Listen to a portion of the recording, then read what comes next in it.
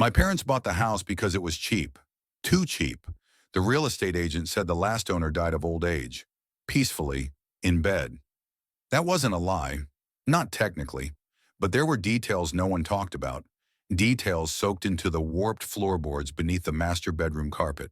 The boards that creaked in patterns. Patterns that seemed intentional. The first time I heard the knocking, it came from the floor below me.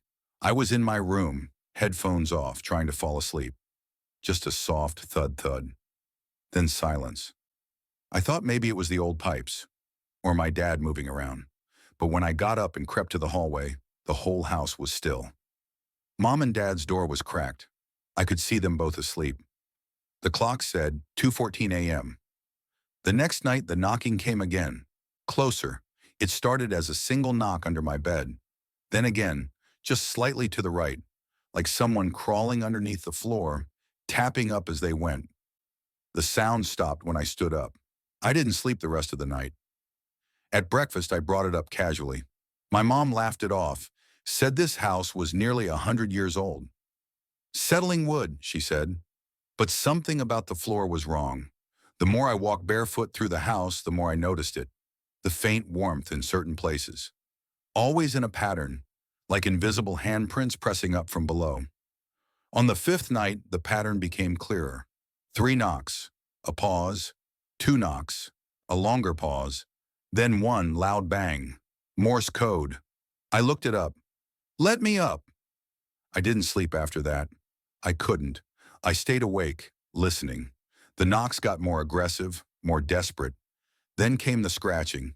Not mice, not rats. This was slower, rhythmic, fingernails against wood, something trying to dig upward. I told my dad.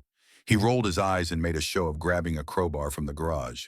Said if it would shut me up, we could pull up a few floorboards. We started in my room. The carpet peeled back like skin, revealing the raw, splintered wood beneath.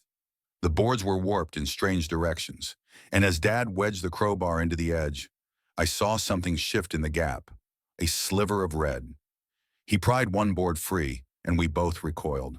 There was something underneath, a narrow crawl space no more than a foot deep, completely sealed in every direction, except beneath the boards. And inside was a figure, not a full skeleton, just fragments. A jaw, ribs, a curled, withered hand that looked like it had been reaching up for decades. Dad didn't say anything. He just stared, mouth slightly open.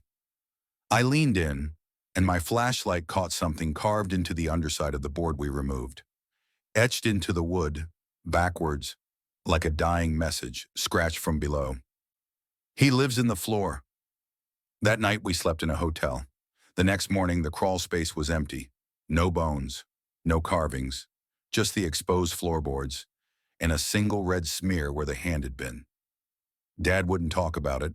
Mom pretended it never happened. But I knew something had changed. The knocks didn't stop.